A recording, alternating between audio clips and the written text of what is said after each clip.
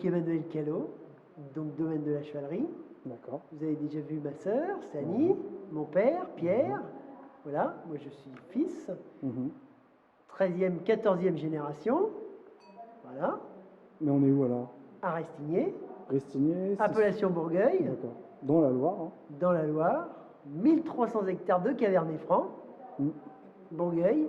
C'était un gros domaine alors, 1300 non, le Bourgueil, 1300 hectares. Vous avez combien 38, c'est déjà pas mal. 38. C'est déjà pas mal, c'est même suffisant. Ouais. Donc culture biologique, biodynamie, voilà. D'accord.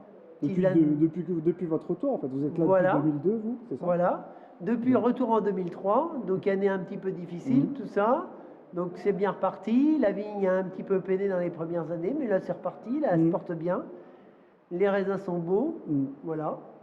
Donc ça, impeccable. Super.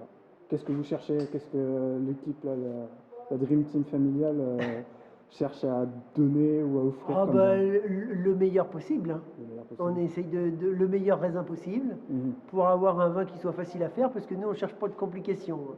Donc ça, le travail se fait à la vigne, voilà. Des beaux raisins.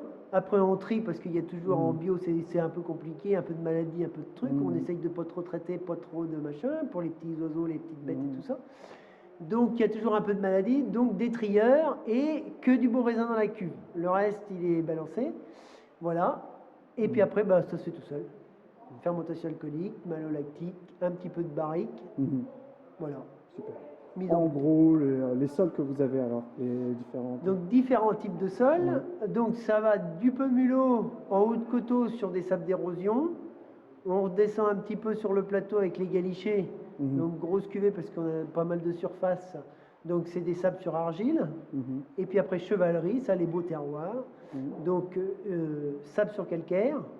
Et puis Buzardière, pareil, un petit peu à côté. Argile calcaire. Grandmont. Argile calcaire, beaucoup plus froid que Buzardière, donc plus tardif. Vendanger une semaine après, mais alors avec des maturités. Bon, on va goûter vin ça. De garde. Ah, on va goûter ça. Là, moi, le Grand Mont, bon, c'est vrai qu'il y a beaucoup de choses qui sont très bonnes chez vous, mais bon, le Grand Mont. Voilà, 2010, le Grand Mont, c'est le Bourgueil de Benay, belle commune, gros terroir, parfait. Super. Bon, on va goûter alors. Donc 2010, ça c'est 2010. Le Grand Mont 2010. Donc ça c'est des parcelles qu'on a repris en 2008, donc fin 2008. Le temps qu'elles se remettent un petit peu en forme parce que bon c'était un petit peu matraqué tout ça. Donc c'est reparti, là ça commence, 2009 un petit peu difficile, les raisins étaient jolis, les vins un petit peu plus difficiles. Là 2010 ça commence à être bien. C'est très sympa. Qu'est-ce qu'on va retrouver un petit peu au nez alors? Bon, c'est très mûr, hein, des fruits très mûrs, confits, souvent. Voilà, confit, mais ça reste frais, hein, parce que c'est des terroirs de grande fraîcheur, d'argile, assez froid. Vraiment à vendanger tard si on veut, sinon on est poivron.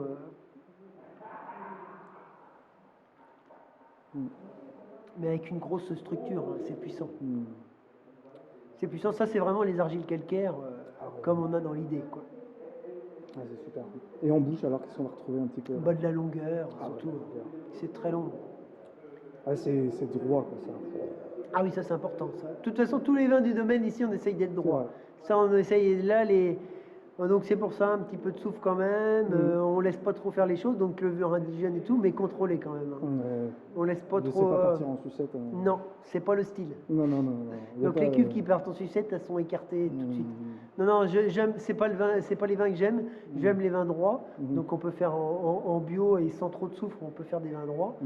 Mais c'est vrai qu'il faut faire attention à ça. Et on a une clientèle pour ça.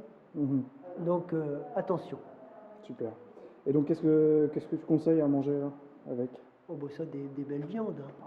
Des belles viandes, des plats en sauce, une daube, des choses comme ça. À attendre un petit peu, 2010, un petit peu jeune là. Bon, là, ça reste sur le fruit. Mais à attendre un petit peu, ça va s'arrondir, ça va prendre un petit peu d'ampleur, ça va.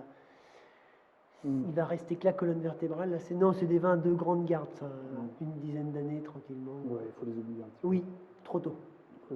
Trop tôt, mais c'est déjà bon. Et quand c'est déjà bon, ça reste bon. En général, ça se bonifie même. Ah oui, quand c'est pas bon, c'est toujours pas bon. Mais quand c'est bon, ça reste bon. On est d'accord là-dessus. Bon, sur cette belle phrase, santé. Hein.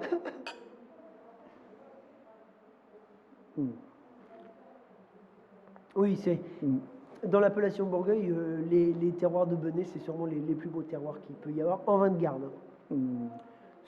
Pour des vins de plus de fruits, c'est vrai que sur les galichés, c'est parfait. Mhm. Les sous-sols argileux, sable, sous-sol argileux, pour faire des vins de fruits, c'est superbe avec de la rondeur.